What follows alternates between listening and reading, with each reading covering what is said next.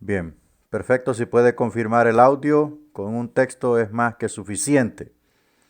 Decía que las doctrinas que están en la Biblia, algunas son parte del credo del credo o dogma de alguna denominación. Amén. Y hay doctrinas que son parte de la teología, ¿verdad? Por ejemplo, la doctrina de la inminencia, que habla acerca del inminente retorno de Cristo a la tierra, ¿verdad?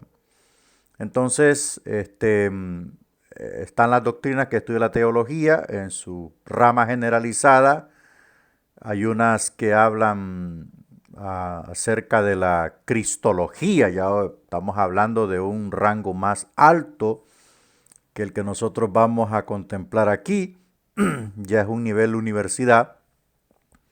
Por ejemplo, está la cristología del Antiguo Testamento, la cristología del Nuevo Testamento, la neumatología, ¿verdad? Que es otra doctrina que habla específicamente del Espíritu Santo, ¿verdad? La neumatología. Eh, Está la otra es la amartiología, que es la teología que habla acerca del pecado. Y así sucesivamente hay doctrinas que son profundas, ¿verdad? Estamos hablando no meramente de de un credo así, como por decirlo así, un poco así pasajero, como para que lo conozcan los miembros de una iglesia, sino ya es una rama un poquito más profunda a nivel de universidad teológica para dar una amplitud mayor a lo que comprende esta doctrina que son fundamentales para el conocimiento del Señor, de su palabra y de todo lo que concierne a Dios. Bueno, en esta mañana vamos a hacer una corta oración para poner esto en las manos del Señor y así poder abordar el capítulo 1 que se llama las Escrituras. Oramos, Padre, en esta mañana te damos las gracias. Nuevamente nos presentamos ante ti, Señor, en cuerpo, alma y espíritu, necesitados de tu iluminación, necesitados de tu ayuda, necesitados de tu inspiración, necesitados de toda tu sabiduría. Aquí, Señor mi Dios, venimos como personas que siempre están aprendiendo. No lo hemos alcanzado todavía el conocimiento pleno, un día lo haremos, pero en este momento seguimos siendo discípulos y aprendices tuyos. Padre, pongo en tus manos a los alumnos, pongo en tus manos los que verán la clase después. Ruego por sus vidas y familias en el nombre de Jesús. Te damos las gracias y ponemos todo esto en tus manos. Amén. Ok, entonces siempre recuerde marcar en su hoja de prontuario que si el día de mañana se me olvida a mí, a usted no se le olvida. Em, bueno, tenemos una tarea especial que cuesta 15 puntos para el 23 febrero, 23 de febrero, ¿verdad? Se llama buscar los nombres de Dios que están en la Biblia, hacer una tabla de 3 columnitas, ¿verdad? En una columna el nombre de Dios, la segunda columna el significado y la tercera columna la cita bíblica, amén. Entonces ahí es donde usted tiene que hacer esa investigación porque la siguiente visita nos habla acerca de la doctrina de Dios. Y en esto pues vamos despacio porque hay capítulos que son bien largos, hermano. Esta clase de teología sistemática, puedo decirle que es una de las clases un poquito más complicaditas para enseñarlas, ya que hay partes donde no tiene un desenvolvimiento, sino que hay que tener mucha meditación, ¿verdad? También tiene mucho que ver el manual, porque el señor eh, Perlman Mayer es un teólogo bien complicadito, ¿verdad? ¿cómo le digo? Hay materiales que son digeribles, ¿verdad? Hay materiales que son digeribles, rapidito uno encaja, ¿verdad? Pero hay materiales que son bien engorrosos, como el del señor Perman Mayer. Es bien complicado este teólogo. Y le cuento una cosa, cuando yo di por primera vez esta clase en el 2015, lo di directamente del manual. Es un manual inmenso. La letra es creo que es número 8 o número 10, la letra del material. Lo quise arreglar, pasarlo de PDF a Word, no pude, se distorsionaba. Yo creo que ese material lo hicieron para no tocarlo. Tuvimos que leer, en ese tiempo todavía tenía buena la vista. Tuvimos que utilizar el manual, yo no usé, las diapositivas las hice después, otra vez que di la clase. O sea, que usted ya tiene las diapositivas ahí, pero el manual, hermanos, los alumnos que recibieron esa clase en el 2014-2015, hermanos, sufrieron, hermanos, porque tenían que leer el documento, y aquí, pues aquí usted tiene la diapositiva, ¿verdad? Es más resumido, pero sí el texto de este teólogo es bien difícil, ¿verdad? Entonces, con la ayuda del Señor vamos a entrar en esto. Capítulo 1, las Escrituras. El doctor Payson, refiriéndose a la Biblia, ha dicho lo siguiente: destruye este volumen tal como han tratado de hacerlo en vano los enemigos de la felicidad del hombre, y nos dejará sumido en una profunda ignorancia con respecto a nuestro Creador, a la formación del mundo en que habitamos, al origen de nuestra raza y sus progenitores, a nuestro destino futuro, relegándonos al plano de la fantasía, de la duda y la conjetura. Destruye este volumen y nos privará de la religión cristiana, con todos sus consuelos vivificantes, esperanzas y perspectivas que ofrece, abandonándonos al paganismo infame. Bueno, esta es una acotación de parte del doctor Payson, que es un doctor en teología bíblica, argumentando de las consecuencias nefastas que implicarían destruir las escrituras para siempre, ¿va? O sea, borrarlas de la existencia sin que exista o que sin que haya algún texto de respaldo. Sacar las escrituras de lo que es la vida en sí. Payson dice, bueno, nos dejarías hundidos en el hoyo del abandono, de la frustración. Eliminarías toda esperanza de felicidad. Se eliminaría toda buena noticia, toda esperanza de un mundo mejor. No conoceríamos el propósito de Dios para nosotros. Dios desaparecería como idea o como concepto al quitar las escrituras de la existencia. En otras palabras, lo que trata de decir Payson es que lo que le da sentido a la vida son las sagradas escrituras. Ahora, hay algo importante que aquí tenemos que ir entendiendo nosotros. ¿Qué representan las escrituras para el pueblo cristiano de hoy?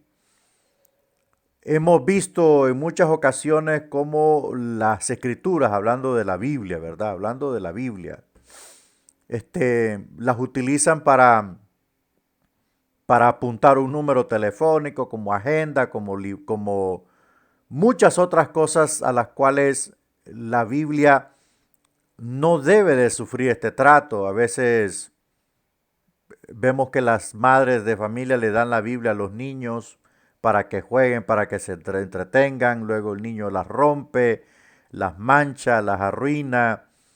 Vemos un maltrato, o sea, un trato equivocado en torno a las sagradas escrituras. Si bien es cierto que su contenido, o sea, su contenido es el sublime, ¿verdad? O sea, nosotros tenemos que tener un respeto y de ahí parte nuestra formación como obreros del Señor, como servidores de Dios. El respeto hacia las escrituras debe de ser absoluto. El respeto a las escrituras en todo su sentido, cómo leerla, cómo tratar la Biblia, amar las escrituras, amén. O sea, darle un cuidado. A veces cuidamos más nuestro teléfono celular, ¿verdad? El teléfono celular lo cuidamos de una manera increíble y la Biblia sufre maltrato.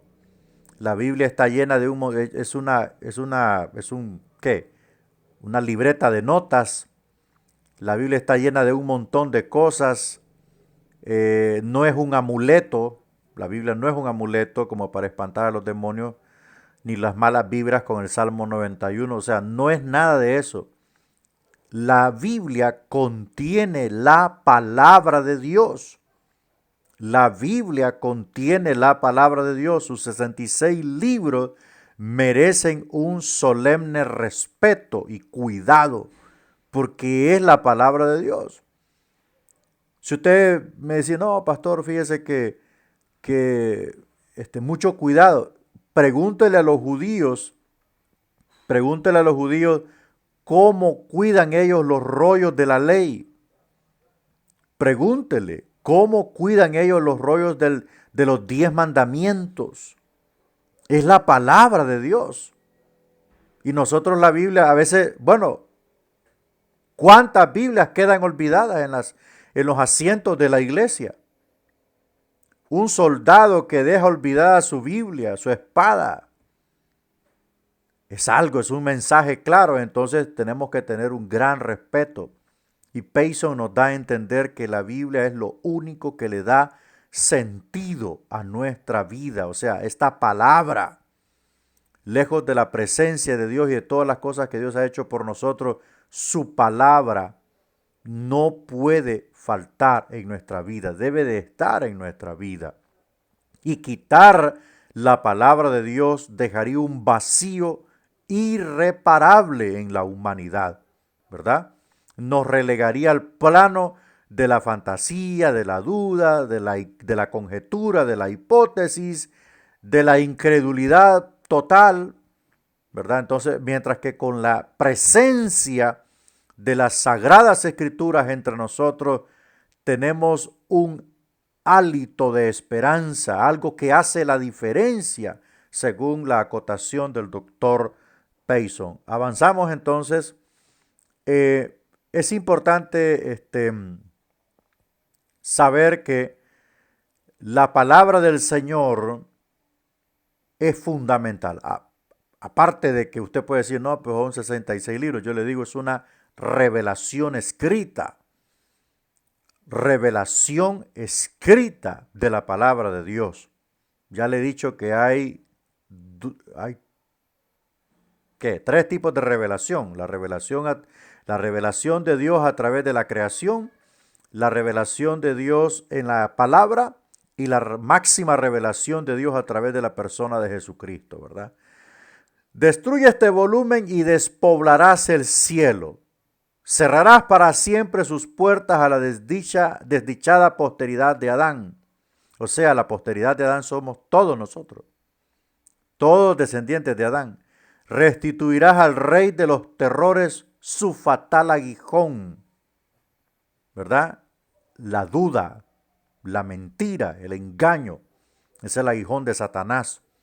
El engaño, la duda, la mentira, la incredulidad, la fantasía. Todo eso cobra fuerza cuando la verdad no está presente. La verdad infalible del Señor es lo que aclara la duda, despeja toda duda, todo error lo desarticula porque ella es la verdad absoluta de Dios. Entonces, sepultarás la esperanza en la misma tumba que recibe nuestros cuerpos. Consignarás a todos los que han muerto antes que nosotros al sueño eterno o a la calamidad infinita, o sea, lo que trae promesa de una vida más allá de la muerte física es la palabra de Dios. Lo que trae una esperanza de una eternidad sin paralelo en la historia es la palabra de Dios. Lo que trae esperanza de un mundo perfecto en un futuro no muy lejano es la palabra de Dios. Entonces, al quitar esta palabra, se encerrará la creación en la oscuridad sin fin, ¿verdad? Donde no existe la esperanza. Y si hay cosa tan fea y horrible es no tener esperanza en algo. Bueno, en una palabra, destruye este volumen y nos despojarás al instante de todo lo que impide que la existencia se convierta en el peor de todos los azotes. Apagarás el sol, secarás el océano y harás desaparecer la atmósfera del mundo moral y degradarás al hombre a un nivel desde el cual quizá mire con envidia a los brutos que perecen. Bueno, ahora en síntesis de todo esto, pregunto yo, ¿cómo hay gente que vive sin leer la palabra de Dios? O sea, mire todo lo que está diciendo la mente y la boca de un hombre con un gran conocimiento como este señor Payson. Todo lo que significa apartar las Sagradas Escrituras de nuestro diario vivir. Entonces, resumiendo todo esto y sintetizando, pregunto, ¿cómo es que existen cristianos que nunca leen la Biblia? La leen cuando van al culto ahí cada 8 días o cada 15 días o cada mes o cuando hay algún movimiento en la iglesia, llámese festividad de comida o algo de emoción, ¿verdad? Porque hoy la gente se mueve más por la emoción, más por el baile, más por la profecía, más por lo que va a decir el profeta, lo que va a soltar el profeta, o la profeta, o los profetas, y va profeta y más profetas, y seguimos hundidos en la infamia cruel y terrible de la ignorancia escritural. Y cuando oyen a alguien que sabe de Biblia y que usa la Biblia y que conoce la Biblia y habla de riqueza escritural, dicen que es un teólogo. Eso es lo más infame de todas estas cosas. Ahora, existen otras culturas donde les fascina la lectura, ¿verdad? Estamos hablando de un país como Honduras, estoy hablando de Honduras, que le cuesta mucho leer, ¿verdad? Usted es raro que mire a alguien que vaya leyendo en el autobús, ¿verdad? Estoy hablando de los autobuses cuando uno viaja largo, ¿verdad? No los autobuses normalmente urbanos porque le pueden asaltar, ¿verdad? No se puede descuidar, hay que andar atento, si no lo asaltan. Pero es raro ver que a las personas les guste la lectura. Entonces, esto nos dice un gran mensaje, ¿verdad? El hombre se acomoda más a lo fácil. Jesús en cierta ocasión dijo, escudriñad las escrituras porque a vosotros os parece que en ellas tenéis la vida eterna y ellas son las que dan testimonio de mí. Esto es hablando del Antiguo Testamento como la palabra inspirada por Dios. El Antiguo Testamento es un hilo concordante desde Génesis 3:15 que estaba apuntando hacia la venida, manifestación, obra y posterior resurrección del Mesías, redentor de la humanidad. Entonces, ese era el señalamiento que estaba haciendo Jesucristo a los judíos de aquel entonces. O sea, ese es un imperativo, escudriñad, profundicen. Eso significa la palabra escudriñar, profundizar, internarse, sumergirse en la Biblia. Eso significa escudriñar. Eso es como cuando la señora está limpiando frijoles, ¿no? Está escudriñando.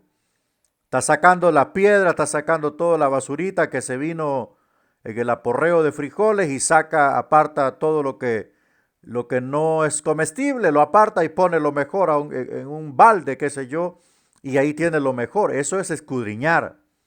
Eso es internarse. Pero hay gente que, aparte de que nunca toca la Biblia, hay otra gente que solo lee al tin marín, donde pone el dedo, ahí donde abre la Biblia, ahí leen. Entonces todo eso no resulta en beneficio porque debemos conocer las escrituras correctamente y debemos leerlas correctamente. Hasta para eso tenemos que aprender a leer las escrituras.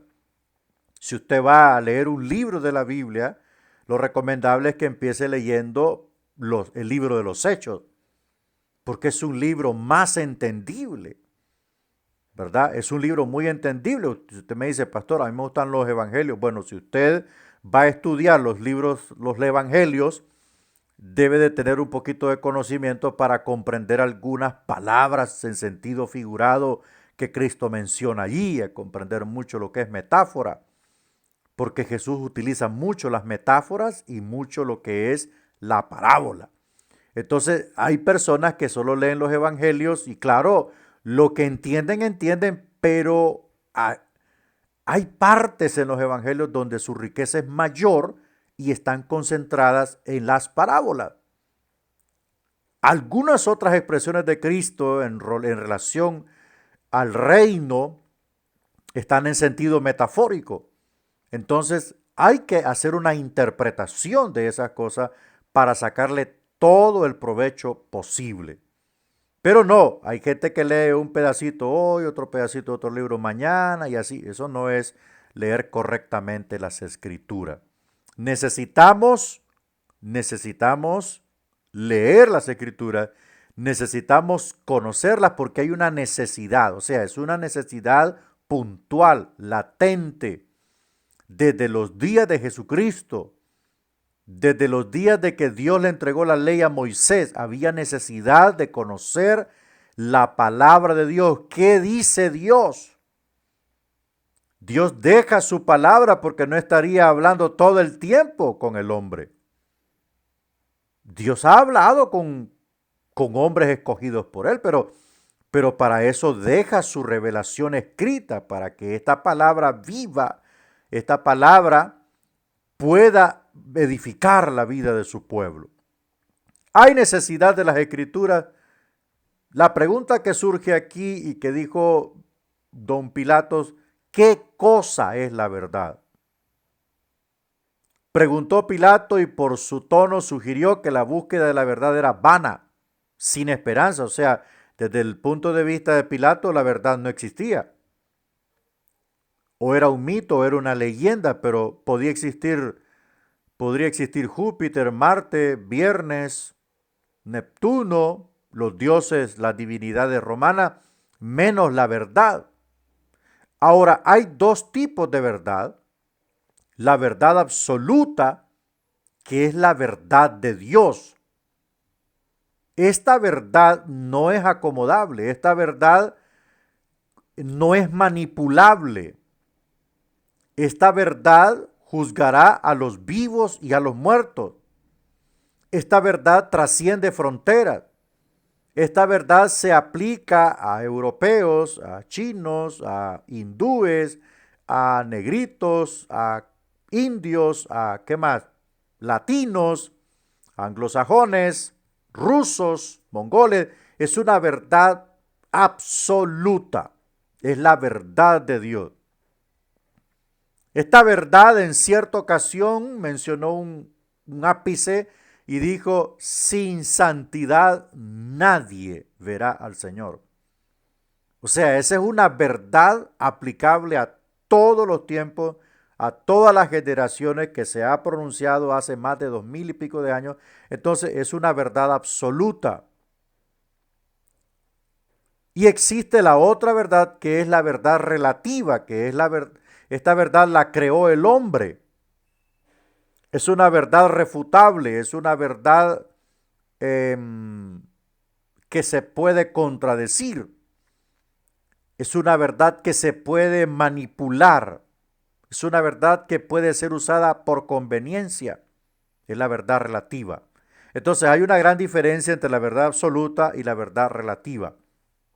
¿Verdad? La verdad absoluta pasará el cielo y la tierra y seguirá siendo la misma verdad. Mientras que el hombre hoy manifestó creer una cosa o afirmar una cosa o sostener una cosa, mañana cambió de idea. Mañana ya es malo lo que antes era bueno. o mañana ya es falso lo que antes era verdad. Entonces la verdad relativa no debe de estar en nosotros, sino que debe de estar la verdad absoluta. Bueno, si no existiera una guía autorizada para llegar al conocimiento de Dios, el hombre y el mundo, luego Pilato tenía razón. Y claro que existe una guía. Esa guía se llama la Biblia, la verdad de Dios.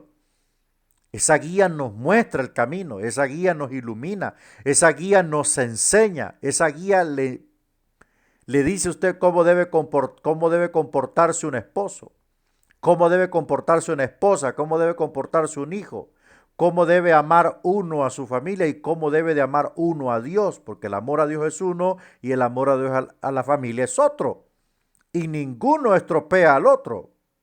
Al contrario, el amor hacia Dios alimenta el amor hacia la familia. O sea que le da sustento. Entonces, esta guía llamada la palabra del Señor nos muestra todo lo que gira en 360 alrededor de la persona central de la Biblia, Dios. Todo nos muestra. Si no existiera, sí, sería vano el esfuerzo por conocer la verdad. Pero como existe, entonces nosotros somos bienaventurados. Bueno, pero se necesita caminar a tientas, no se necesita caminar a tientas sumido en la duda y el escepticismo, puesto que hay un libro, las Sagradas Escrituras, las cuales te pueden dar la sabiduría que lleva a la salvación mediante la fe en Cristo Jesús, según dijo según dijo Pablo a Timoteo en su capítulo 3, verso 15, que ellas te hacen sabio para la salvación. El conocimiento de las Escrituras te hacen sabio para la salvación. Conocer la palabra de Dios, ser enseñado, someterse a todo tipo de enseñanzas, seminarios, instituto bíblico, conferencia, lo que sea, asistir al culto de enseñanza en la iglesia. Asistir al culto de enseñanza en la iglesia es fundamental porque a veces se enseñan temas que en una predicación abierta no se pueden enseñar porque la predicación, repito, como ya nos decía el manual de profetas, la predicación busca una reacción, mientras que la enseñanza busca aclarar, busca hacer comprender a las personas los misterios de la palabra de Dios. Entonces, cuando alguien se somete al orden de la palabra, es enseñado, es instruido, es capacitado y adquiere sabiduría para ser salvo. Hay mucha gente que por ignorante ha caído, ¿verdad? Han perdido la bienaventuranza de ser salvos. Han perdido todo eso. ¿Por qué? Porque ignoraron algunas cosas y por ende fallaron. Pablo claramente dijo que ellas te hacen sabio, sabio para la salvación. Esa sabiduría produce riqueza, ese conocimiento produce sabiduría, produce riqueza. Un creyente con conocimiento de la palabra de Dios es un creyente fundamentado, es un creyente firme, se convierte en, hermanos, en columna de la iglesia. No en viga, sino en columna. Se mantiene de pie, firme en lo que ha creído. Un creyente con conocimiento de la palabra de Dios produce cambios, produce frutos. El Señor le da discernimiento, la Biblia le da discernimiento de las cosas buenas y malas.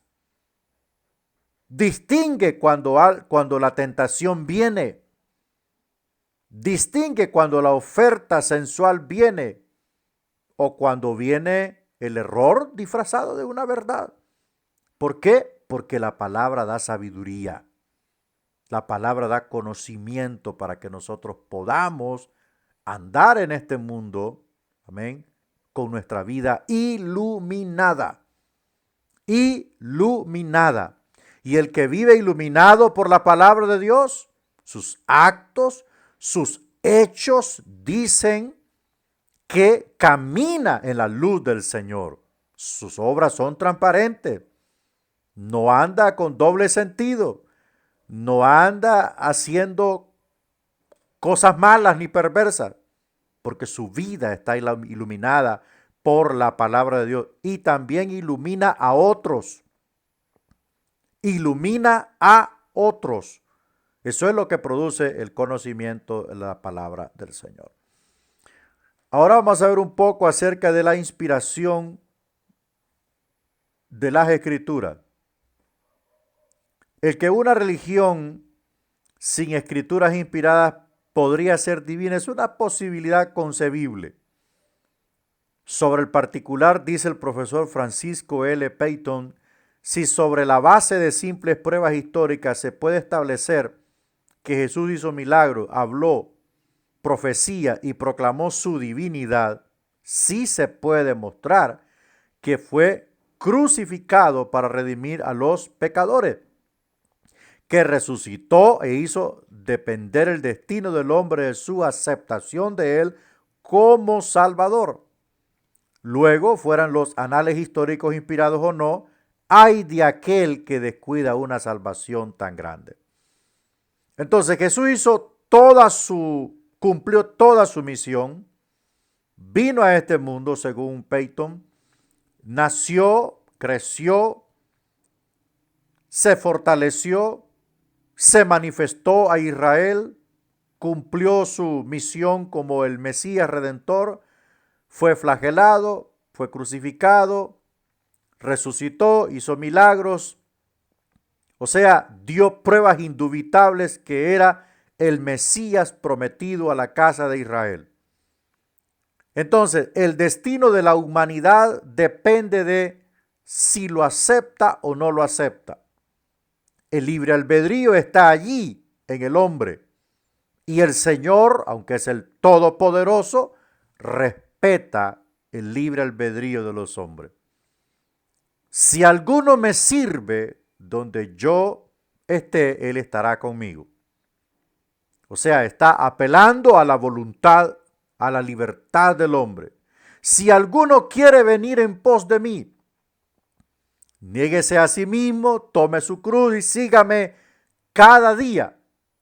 Sigue apelando y respetando el libre albedrío de la raza humana.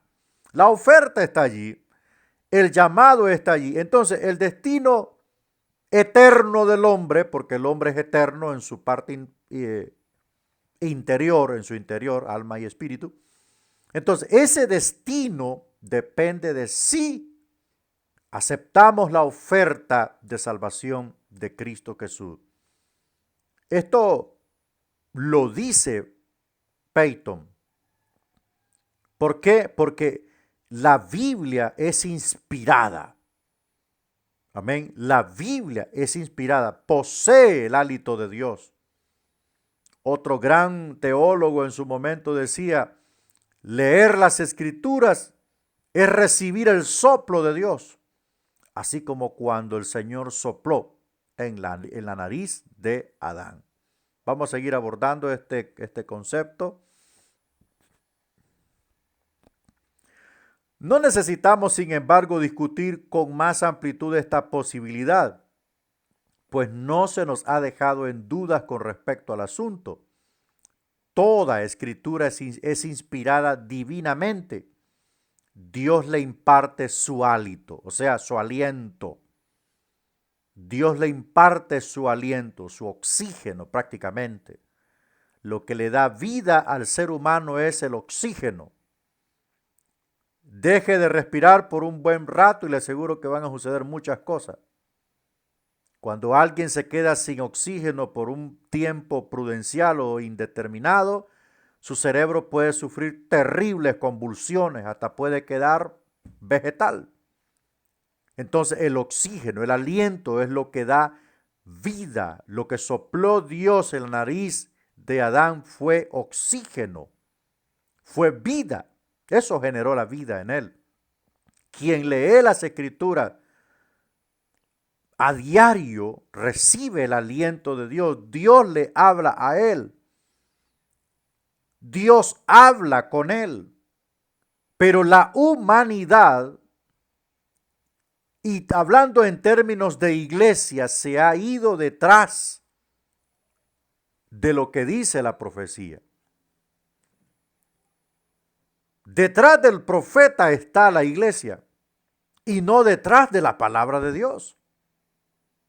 El asunto es que cuando alguien está leyendo la palabra del Señor a diario, Dios lo va a bendecir, Dios lo va a amonestar, Dios lo va a confrontar, Dios lo va a moldear o Dios lo va a aplaudir. Allá depende de la condición espiritual en la que esté. Si está fallando en algo, Dios lo va a corregir. Entonces, la palabra del Señor, como posee inspiración o el aliento de Dios, confronta. Y no podemos, si una persona no es confrontada por la palabra, pues está bien. Está bien con Dios. Entonces, ¿qué es lo que recibe? Fortaleza, consolidación, afirmación. Afirmad vuestros corazones en la gracia, dijo el apóstol Pablo. Entonces, su vida espiritual es consolidada. Pero si no está al 100% con Dios, entonces es Dios que le está hablando para que corrija su forma de vida, ¿verdad? Bueno, entonces, declara el apóstol Pablo en 2 de Timoteo 3:16, por su parte, Pedro dice, pues ninguna profecía fue dada por voluntad humana, sino que hombres inspirados por el Espíritu Santo hablaron de parte de Dios. O sea, una cosa es ser inspirado por el Espíritu Santo, que es innegable. Es innegable cuando alguien profetiza o habla por el Espíritu Santo. Eso es innegable. Eso es incuestionable. Pero cuando algo es traído por manipulación humana, eso hasta produce rechazo, amados.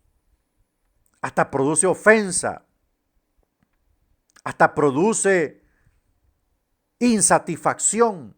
Porque uno sabe que está hablando el hombre.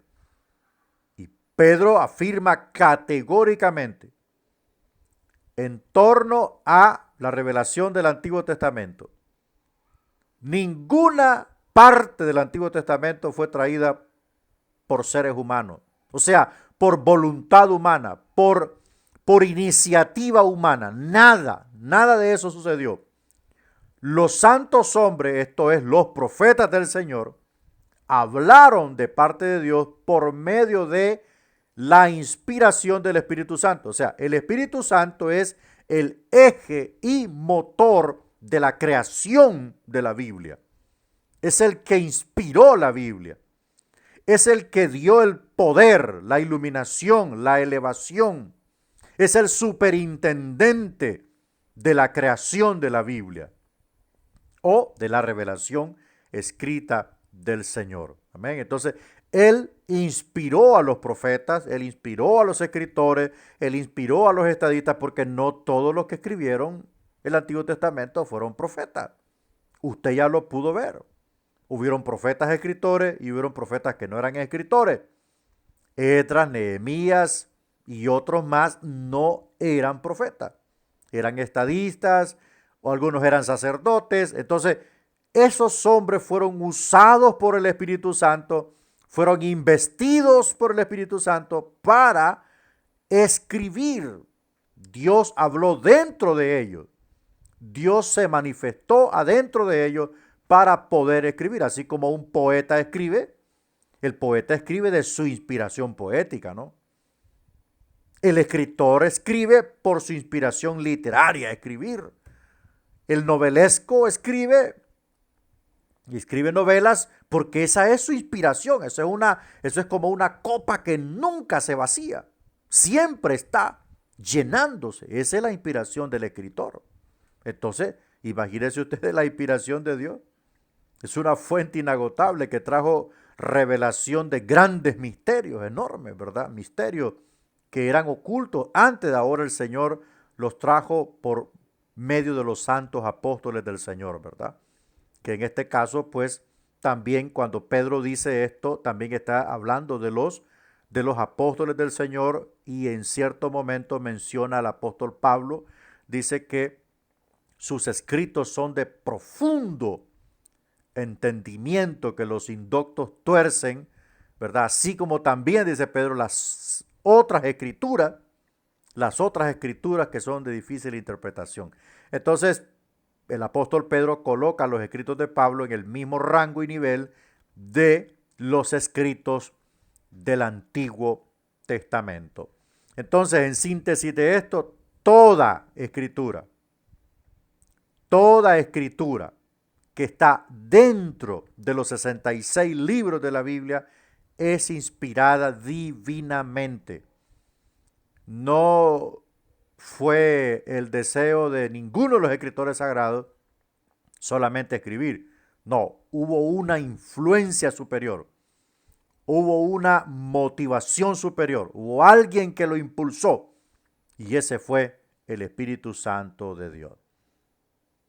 Ok, avanzamos a ver esta otra connotación o característica de la inspiración de la Biblia o de la Escritura. Dice que es divina y no meramente humana. Los modernistas comparan la inspiración de los escritores sagrados con esa clarividencia espiritual y sabiduría que desplegaron hombres como Platón, ¿verdad? Que fue un filósofo griego, Sócrates, también, pues Browning, Shakespeare, Cervantes y otros genios de la literatura, filosofía y religión. Se considera así la inspiración algo puramente natural. Esta teoría despoja al vocablo inspiración de todo su significado, por supuesto. No es consecuente con el carácter único y sobrenatural de la Biblia. Si fuese algo así como lo que inspiró a Platón, lo que inspiró a Sócrates o a los otros que se mencionan allí, si solamente fue un impulso humano, entonces la palabra del Señor no poseyese poder ni vida. Fuera como leer cualquier libro, como en cierta ocasión nos tocó leer libros en la universidad, que tuvimos que leer libros de filosofía, de sociología, de historia, etcétera, etcétera. Son libros puramente por ser libros. Vaya, por ejemplo, usted puede leer, en internet aparecen las antigüedades de los judíos, escritas por Flavio Josefo, que fue un contemporáneo de Juan, del apóstol Juan. Usted puede leer, por ejemplo, el primer libro de los Macabeos, segunda Macabeos. Usted puede leer, por ejemplo, libros como de Baruch, que son libros apócrifos. Y usted se va a dar cuenta que esos libros son pura narrativa. No se siente la diferencia. No existe autoridad divina en ese texto. Es pura narrativa de eventos que ocurrieron en días de los apóstoles o tiempo después de los apóstoles. Entonces, si la palabra del Señor no tuviese inspiración, fuese un libro común y corriente. Común y corriente. Pero es divina. Y lo divino posee autoridad. La palabra posee autoridad. Esto fue una de las condiciones que pusieron los padres de la iglesia a la hora de formar el canon de las escrituras. Algunas de estas condiciones, por ejemplo, otra era, le escribió un profeta conocido o un apóstol conocido o una persona conocida que aunque no fuese profeta, pero que sí era un hombre usado por Dios. Entonces, ¿qué sucede? Si no poseía autoridad en sus escritos, había que leerlos. Había que desmenuzarlos, había que escudriñarlos para darse cuenta si era divino, si poseía autoridad. O sea, estos hombres fueron también usados por el Espíritu Santo para poder sacar de entre todos los libros circulantes en ese tiempo, los libros autorizados por él para que fuesen parte del canon. Porque habían muchos libros. Habían demasiados libros. Solo entre los 400 años de silencio hasta el anuncio del ángel Gabriel a Elizabeth, ¿verdad? La esposa del sacerdote, no recuerdo si se llamaba Simón o Zacarías, Zacarías creo que se llamaba, del nacimiento de Juan, ¿verdad? El anuncio del nacimiento de Juan. Entonces, hasta ahí se rompe el silencio de 400 años. Entonces, ¿cuántos libros se escribieron allí? Infinidad de libros después de Malaquías. Entonces, todos estos libros circulantes, había que hacer una clasificación en el momento que se hizo la clasificación para poder determinar quién era inspirado y quién no. Y lo divino trae autoridad. Lo divino tiene poder. Lo divino tiene un efecto increíble en la persona. Es un impacto. Es algo que no se puede describir. Hay palabras en la Biblia que lo hacen llorar. Hay palabras en la Biblia que lo estremecen el espíritu humano. ¿Por qué? Porque es divina. Hay promesas en la Biblia que lo hacen arrodillarse delante de Dios.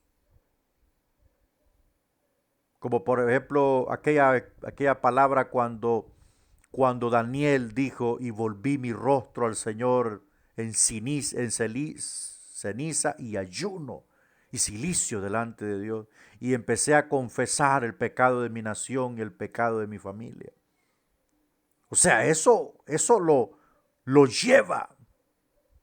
Y propuso Daniel en su corazón no contaminarse con la comida del rey. Palabras que hicieron historia. Palabras que dicen mucho. Pero cuando solo es pura narrativa, aquello es pasajero, superfluo, ¿verdad?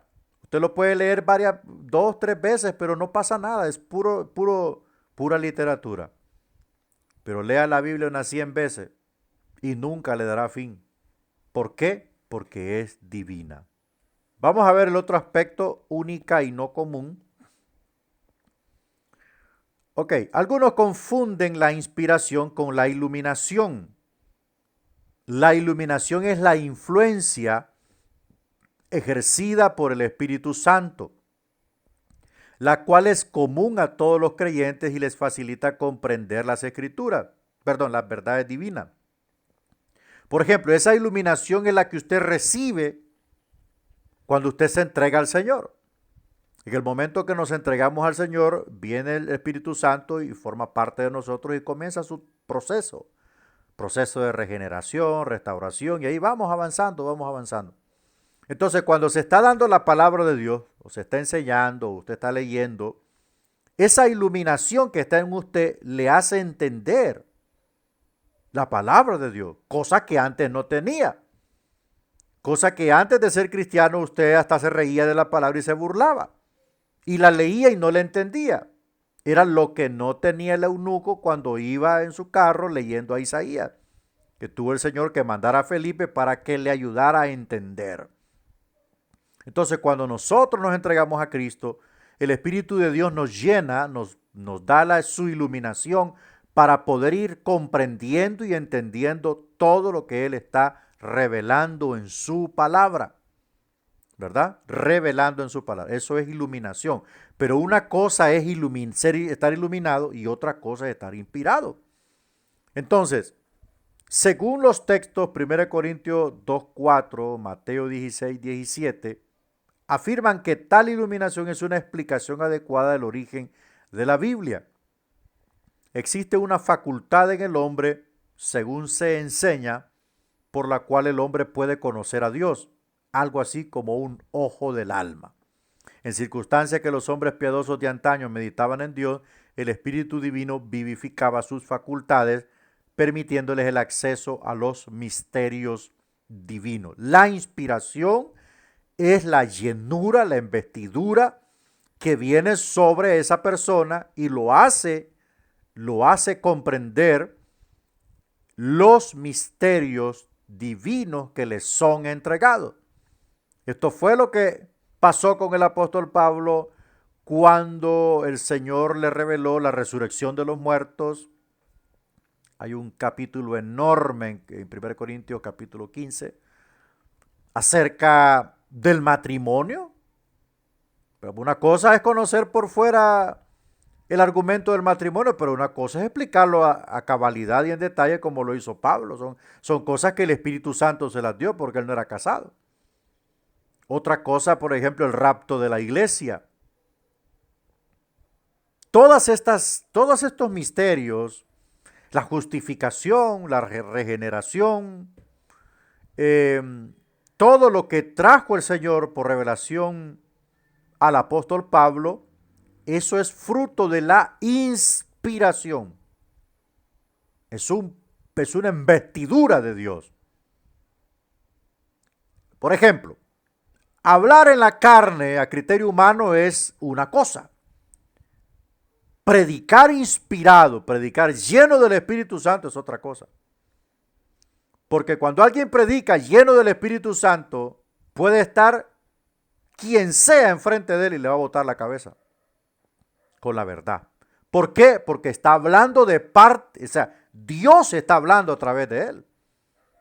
Aunque uno después medite lo que dijo, ay Señor, ¿qué fue lo que dije? Pero el asunto es que no lo dijo usted, lo dijo Dios a través de usted. Pudo haber dicho la verdad más cruda que el Señor le entregó. Y el que estaba enfrente de repente está atropellando esa verdad y puede ser su mejor amigo, su mamá o su papá, pero usted dijo la verdad. Es porque estaba lleno de la inspiración de Dios. Entonces, una cosa es estar hablando lleno de la inspiración de Dios y otra cosa es estar hablando en la carne. El que está iluminado del Espíritu Santo entiende esa verdad que está saliendo a través de ese utensilio. Y está dando fe y testimonio de que es Dios que está hablando allí, a través de esa persona. Porque no lo conoce, porque no sabe quién es, etcétera, etcétera. Pero el que está hablando a través de él sí lo conoce a usted. Amén. Entonces, la llenura, la inspiración es una, la iluminación es otra y hablar en la carne es otra, ¿verdad? Entonces, debemos buscar siempre la inspiración. Debemos buscar siempre la iluminación para poder comprender algunas profundas verdades de la palabra de Dios. Debemos buscar estas facultades que da el Espíritu Santo para que andemos, como dice, derecho y no torcido. Avanzamos a viva y no mecánica. La inspiración no significa dictado.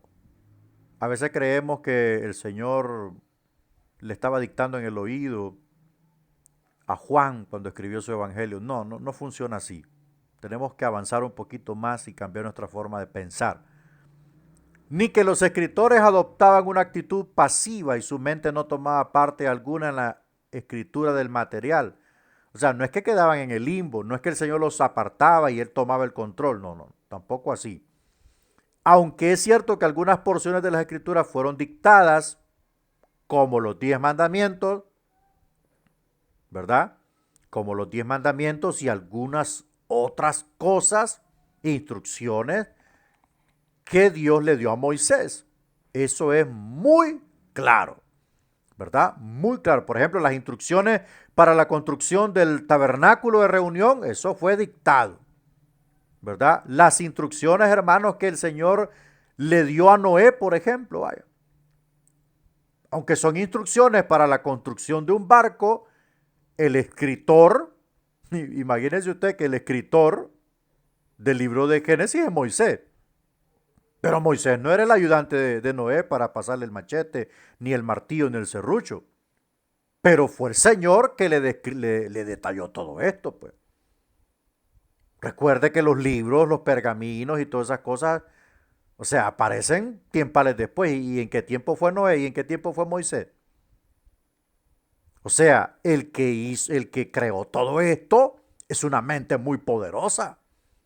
Es una mente increíble, difícil de explicar. Que lo mejor que podemos nosotros es aceptar, no razonar ni conjeturar. Y como hizo Dios, ¿Y qué hizo Dios? No, no. Mejor es aceptar, punto y final, que el que está detrás de la palabra del Señor o de la Biblia es Dios, ¿verdad? Entonces algunas cosas fueron dictadas, pero ya se sobreentiende. La misma palabra inspiración excluye la mera acción mecánica y la acción mecánica excluye la inspiración. O sea, si hablamos de inspiración, lo mecánico es aquello que es como un dictado, pues pierde el sentido de la inspiración. No funciona así. Amén. No funciona así. Entonces, por ejemplo, un empresario no inspira a su secretaria cuando le dicta una carta. Eso simplemente le está diciendo qué hacer. Inspirar es otra cosa. Dios no habló por medio del hombre como hablaría por medio de un megáfono. Su espíritu divino usó las facultades del hombre. Amén. ¿Cuáles son las facultades del hombre? Su pensamiento, su raciocinio, su modo de hablar, su modo de escribir, su conocimiento. O sea, Dios usó todas las facultades del hombre.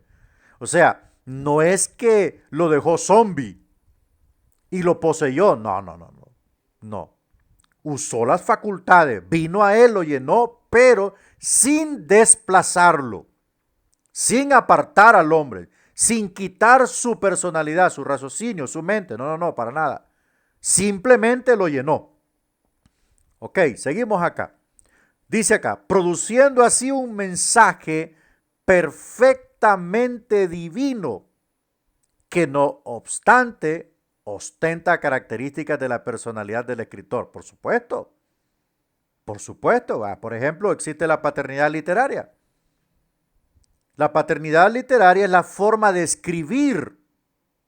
La forma de escribir de Pedro no es la forma de escribir de Pablo. La forma de escribir de Lucas no tiene comparación. Porque es un escritor exhaustivo, detallista, comprobó todas las cosas que iba a escribir. Dice, fui a visitar, en otras palabras, fui a visitar a los testigos oculares del Señor. Entonces eso se llama paternidad literaria. ¿Qué significa eso? Que el Señor llenó, pero las facultades del escritor ahí estaban intactas, ¿verdad? Bueno, es la palabra del Señor más en cierto sentido la de Moisés o Isaías o Pablo. Dios no ha hecho nada sin el hombre en cuanto a la revelación, en cuanto al trato de Dios. Dios no ha hecho nada sin el hombre. ¿Por qué? Porque es el único que le puede responder. Es el único que puede responderle. Él no puede ir donde el mono, él no puede ir donde el caballo. ¿Por qué? Porque no le puede responder. Ahora, el hombre sí tiene facultad de responderle porque posee voluntad, posee raciocinio, posee espíritu, posee alma, posee intelecto. El hombre sí le puede responder. Entonces, Dios no ha hecho nada sin el hombre. El hombre no ha hecho nada sin Dios. Eso sí es una verdad clara. Ni hará nunca. Lejos de Dios no podemos hacer nada. ¿Es Dios quien habla en el hombre? ¿Cómo funciona, pastor? No, no sé. Algún día lo sabremos, pero sí habla. Muchas veces a usted le ha hablado en su interior. Lo que pasa es que a veces hay personas que dicen, no, es que tiene que hablarle así. No, deje de estar sujetando a Dios como quien amarra, hermanos, un matate de elote o de qué sé yo. No, Dios es soberano. A veces nos habla en el interior, sentimos aquella voz que retumba dentro de nosotros. Es Dios que está hablando. O cuando nos quita el sueño y sentimos aquella incomodidad, es Dios que está hablando. Levántate, despiértate. Entonces es Dios que habla en el hombre. Ahora, Dios que habla por medio del hombre. Mire, Dios que habla por medio del hombre. Usa todas sus facultades. Usa todo lo que tiene el hombre para hablar por medio de él. Dios que habla a favor del hombre. Entonces es viva la palabra y no mecánica. Lo mecánico es Cuando el profesor le dice, escriba ahí, vamos a hacer un dictado, todas las palabras con P, Pancho, perro, Pluto, ¿verdad? Esa es una cuestión mecánica. Pero cuando es inspiración es algo vivo, consciente, real, entendible, comprensible, indetenible. ¿Puede tener usted la inspiración? No la puede detener. Si usted la conoce, no la puede detener. ¿Puede tener el poder de Dios? No lo puede detener, hermano. No, hermano, no lo puede detener. Usted queda en paz cuando ya el poder de Dios salió, hasta que cumplió su propósito. Ok, continuamos. Es completa y no meramente parcial. Bueno, hay unos pensamientos y hay personas que dicen que la palabra del Señor es parcial, ¿verdad? Inspiradamente en su asunto de la inspiración es parcial. De acuerdo a la teoría de la inspiración parcial, los escritores fueron preservados del error en asuntos necesarios para la salvación, pero no en asuntos como historia, ciencia, cronología y otros. O sea, ahí cometieron errores. Por lo tanto, de acuerdo a esta teoría, sería más correcto decir que la Biblia contiene la palabra de Dios, desde el punto de vista de ellos, ¿no? Más bien que afirmar que es la palabra de Dios. Esta teoría nos sume en la ciénaga de la incertidumbre, pues quien puede juzgar de manera inerrable, o sea, que no se puede equivocar, lo que es esencial para la salvación y lo que no es. O sea, ¿quién puede determinar de forma inequívoca qué es lo sustentable para ser salvo y qué no lo es? Eso es imposible. En donde se encuentra la autoridad infalible para decidir con respecto a qué parte es la palabra de Dios y qué parte no es, y si la historia de la Biblia es falsa, luego la doctrina no puede ser verdadera, pues la doctrina bíblica se fundamenta en la historia bíblica. Finalmente, las sagradas escrituras mismas reclaman para sí inspiración completa, plena. Cristo y sus apóstoles aplican el término palabra de Dios a todo el Antiguo Testamento. Por eso dice el apóstol Pablo, toda escritura. El argumento de la parcialidad dice que la Biblia contiene la palabra de Dios, ¿verdad? Pero en términos claros, la Biblia es la palabra de Dios porque toda ella está inspirada por Dios. Aunque Dios usó hombres, no quiere decir que su revelación o su inspiración es parcial, en lo absoluto. La Biblia es totalmente inspirada por Dios. Si usted abre sus páginas en los primeros capítulos del Génesis, va a encontrar la inspiración. Si se va al libro de Job, va a encontrar la inspiración. Si se va al libro de, ¿cómo se llama este libro? Ruth, creo. Ruth. No recuerdo el nombre, hermano. Tal vez usted me ayuda. O en el libro de Esther. No recuerdo, hermano. Se me ha olvidado un poquito. Pero ahí no se menciona la palabra Dios. Cuando la historia de Esther, o no recuerdo, hermano. No recuerdo ese nombre de ese libro. No se menciona la palabra Dios ahí. Pero ahí está la inspiración. ¿Verdad? Ahí está la inspiración. Si se va a los salmos, ahí está la inspiración. A pesar de que los salmos son escritos, hermano, de gente poética, ¿verdad? Cantar de los cantares. Pero ahí está la inspiración. Usó la prosa, usó el verso, usó todo lo poético del escritor de cantares. Allí está la inspiración de Dios. No digamos, si se va a los profetas, ahí está también la inspiración de Dios. Toda la escritura. Si se va a la carta de Filemón, que no tiene ninguna trascendencia profética, escatológica, doctrinal, pero que deja una gran enseñanza de afecto y amor, de misericordia. La carta que que el apóstol Pablo le envía a Filemón por Onésimo. Es una carta tierna, cortita pero tierna. Ahí está la inspiración de Dios. Entonces no es parcial, es completa. Es completa. Si usted le discute, no, que la Biblia, no, discúlpeme, pero la Biblia es completamente inspirada por Dios. ¿Está el factor humano? Sí. Y muchas veces usted va a encontrar el populacho hebreo ahí, los modismos y formas de expresión populares del tiempo, ¿verdad? Del tiempo de los escritores. Ahí está. O sea, Dios no reemplazó a nadie. Dios utilizó las facultades del hombre para escribir su palabra.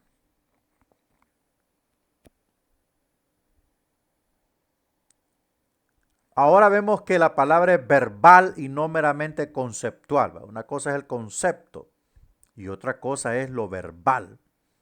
De acuerdo a otro punto de vista, Dios inspiró los pensamientos, pero no las palabras de los escritores, es lo que le estaba diciendo aquí. Muchas veces aparecen modismos o populachos o caliches, ¿verdad? Como conocemos nosotros en América Latina, el caliche. La forma de nuestro idioma, pero un poquito así más como más sencillo, pues. Entonces, Dios inspira los pensamientos, pero no las palabras de los escritores. ¿Por qué? Porque usó todas sus facultades. Dicho de otra manera, Dios inspiró a los hombres y los dejó librados a su propio criterio en la selección de vocablos y frases. O sea, vemos la combinación perfecta de Dios y el hombre. Pero no escogió a cualquier hombre. No escogió a cualquiera, hermano. Escogió hombres de Dios. Hombres de Dios. No escogió a cualquiera.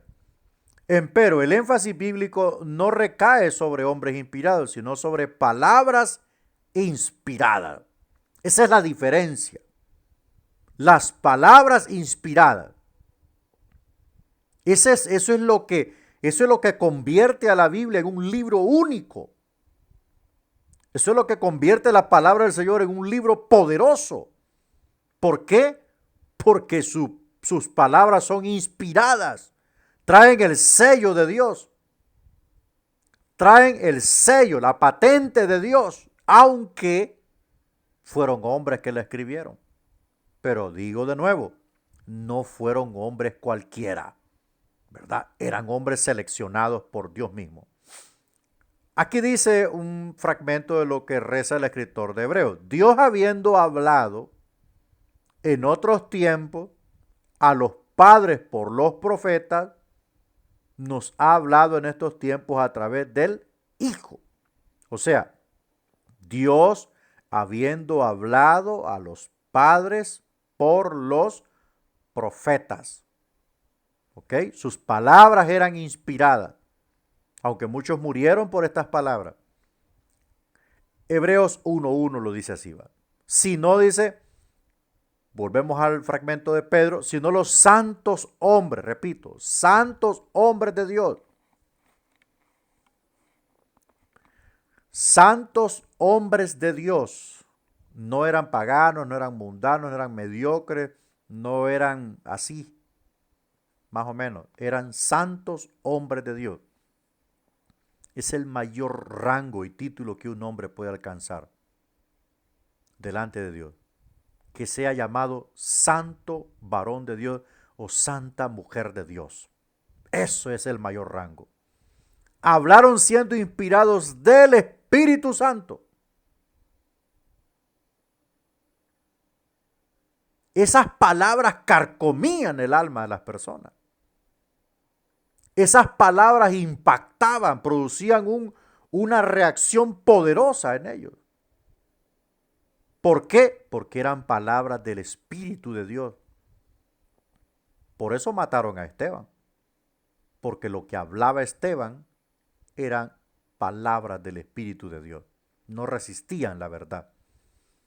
Entonces, además es difícil separar palabra y pensamiento, puesto que el pensamiento es palabra interna, ¿verdad? Y no penséis decir dentro de vosotros. dice el necio en su corazón, mientras que una palabra es un pensamiento expresado. Repito, no se puede separar la palabra del pensamiento. Entonces, si el pensamiento fue inspirado, la palabra que salió es inspirada, porque la palabra es pensamiento escrito. Así como, imagínese usted, así como Cristo es el Logos de Dios, o sea, es la palabra encarnada. Imagínese usted, y esta es la palabra expresada a través de un escrito. Ahí está la palabra expresada, pero primero fue inspirada en el pensamiento y luego salió a escritura. Se materializó el pensamiento inspirado y se convirtió en palabra inspirada. La palabra de Dios es 100%, 1000% inspirada. Ok, vamos a ver estas connotaciones.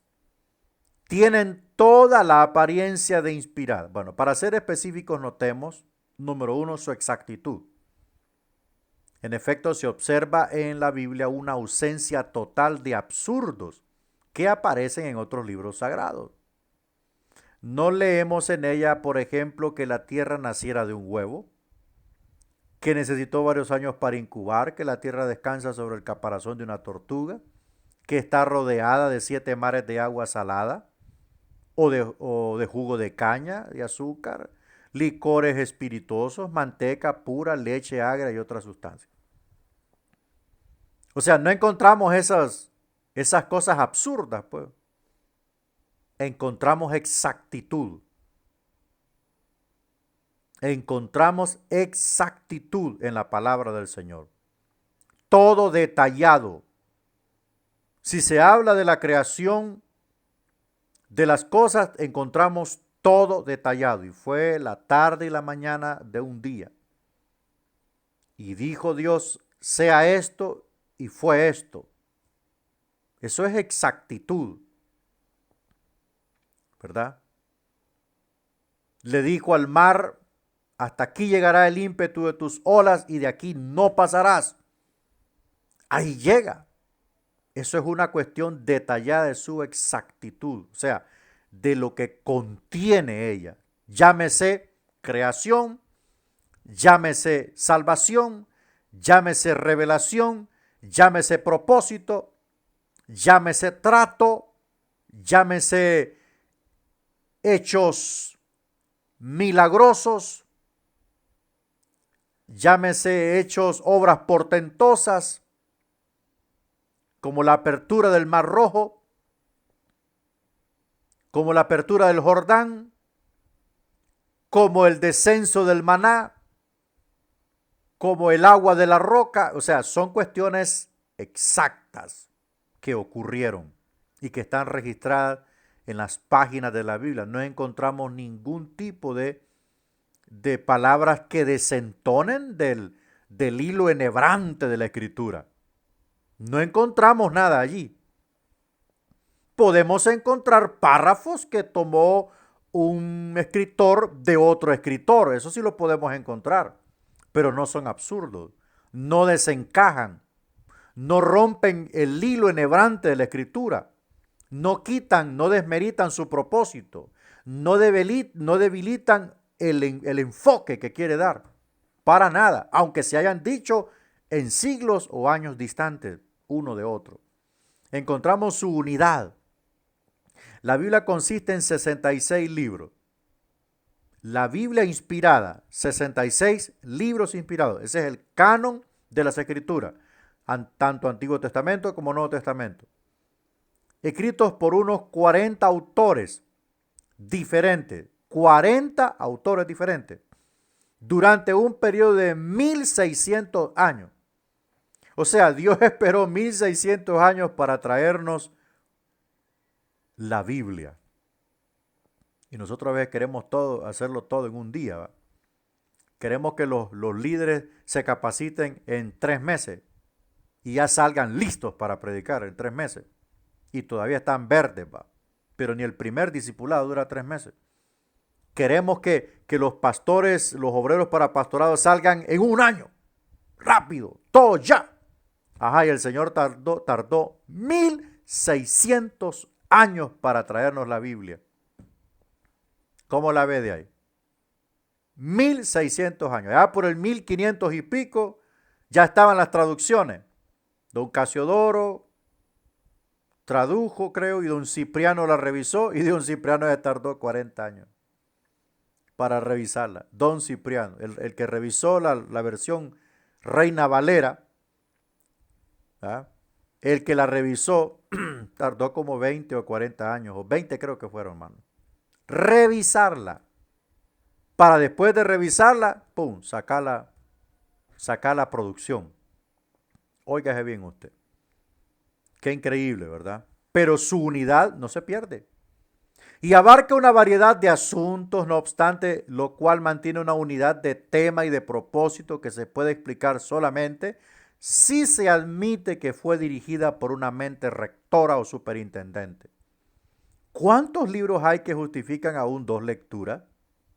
Hay muchos, pero la Biblia se puede leer centenares de veces sin que se logre sondear sus profundidades o sin que se pierda el interés por sus lectores. Bueno, la palabra de Dios posee unidad.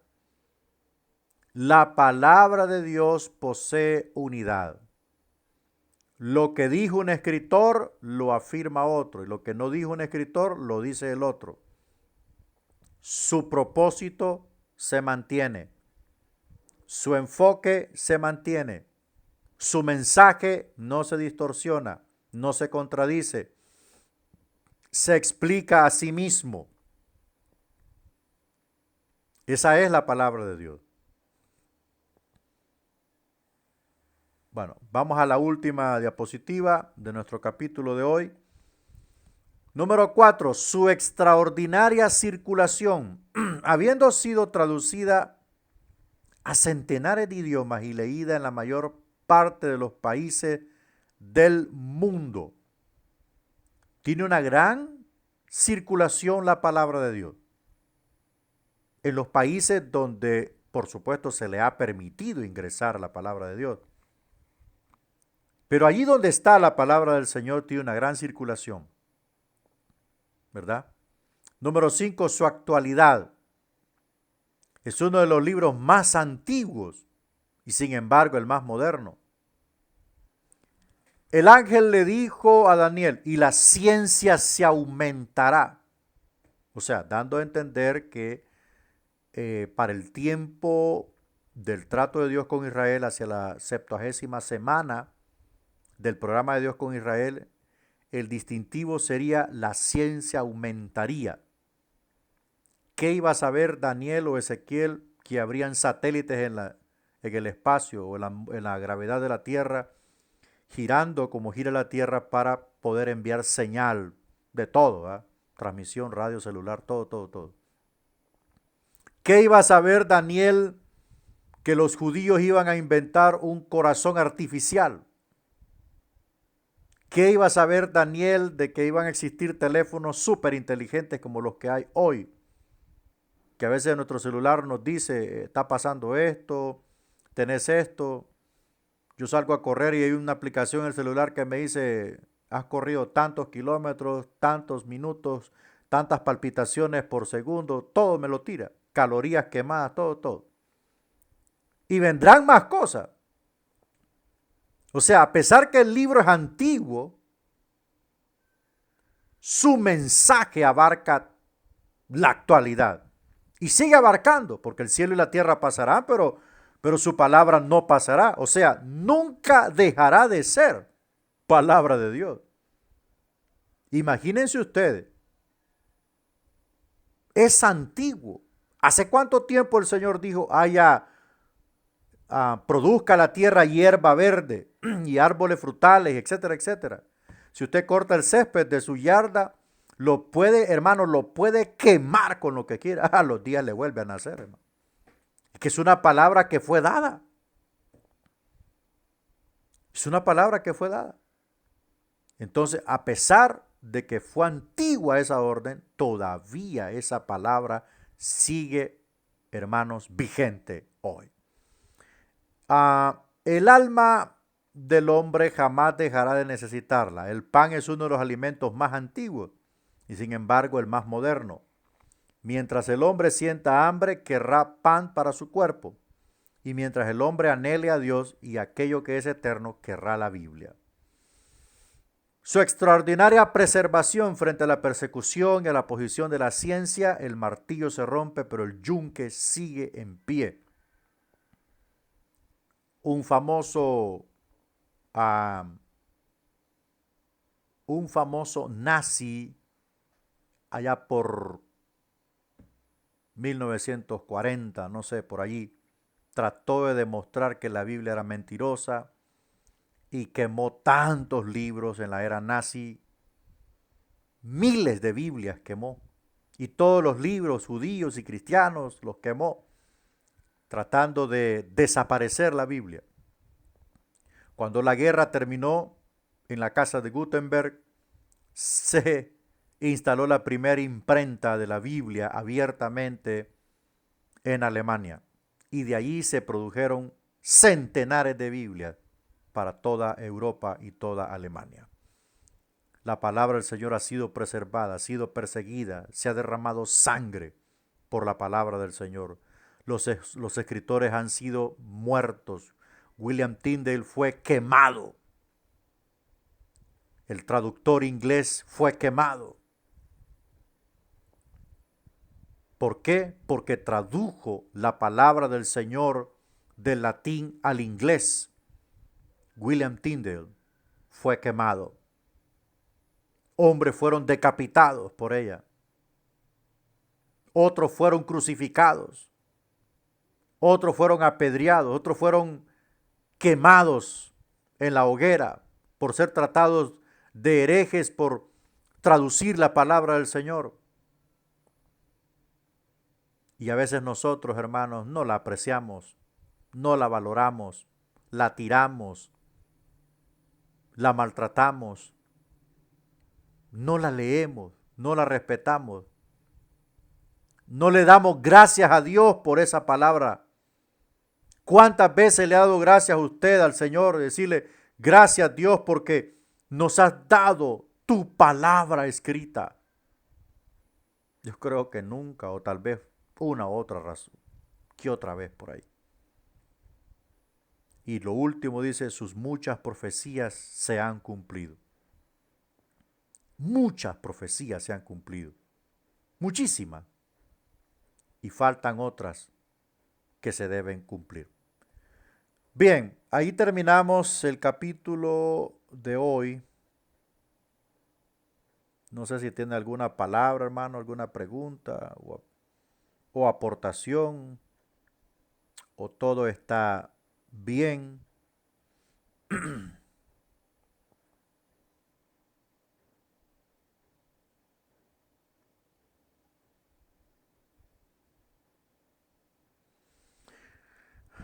Listo. Bueno, hoy no voy a dejar asignación para este tema, o tal vez más tarde les dejo alguna asignacioncita por ahí, ¿verdad? Por lo pronto, pues, el 23 de febrero, hermanos, usted puede mandar su tarea, es la fecha para que mande su tarea, los nombres de Dios. Hay un montón de nombres. Los israelitas, por cada evento glorioso que experimentaban con Dios, le llamaban un nombre, ¿verdad? Eso es propio de la cultura hebrea. Entonces, vamos a orar para que quedemos despedidos. Padre, en esta mañana te damos las gracias. Gracias, mi Dios, por lo bueno que tú eres. Adoramos y bendecimos tu nombre. Gracias, Señor, por ayudarnos. Dios mío, ayúdanos a prepararnos más cada día. Pongo la vida de mis hermanos en tus manos y pongo la vida de aquellos que verán la clase después. En el nombre de Jesús, suple sus vidas por amor de tu nombre. Amén y amén. Que Dios les bendiga a todos.